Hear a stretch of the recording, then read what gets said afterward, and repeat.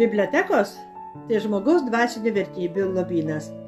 Knygos lavina sielą, kelia ir stiprina žmogų, žadina geriausius troškimus, ugdo protą ir sušildo širdį.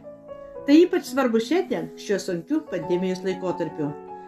Prieš 80 metų, 1940 metų gruodžio 29 dieną, Alizavoje buvo įsteigta biblioteka Blažių namuose, kur jai buvo skirtas vienas kambarėlis. Pastatas išliko. Vėliau biblioteka buvo perkelta į Antaninos Jokubkienės namus, bet užėjus vokiečiams buvo uždaryta. Pastatas neišliko. Praūžus antrajam pasauliniui karui, biblioteka vėl buvo atidaryta. Metams bėgant buvo kilnojama keletą kartų, o nuo 1988 metų įsikūrė naujose Alizavos kultūros namuose. Antrame aukšte čia buvo net 30 metų.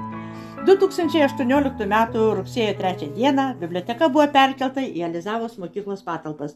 Per 80 metų keitėsi darbuotojai, veikla. Šiuo metu Alizavos bibliotekoje dirba jau 18 bibliotekininkė. Alizavos bibliotekoje veikia virtuali paroda Susitinkame bibliotekoje. Alizavos bibliotekai 80.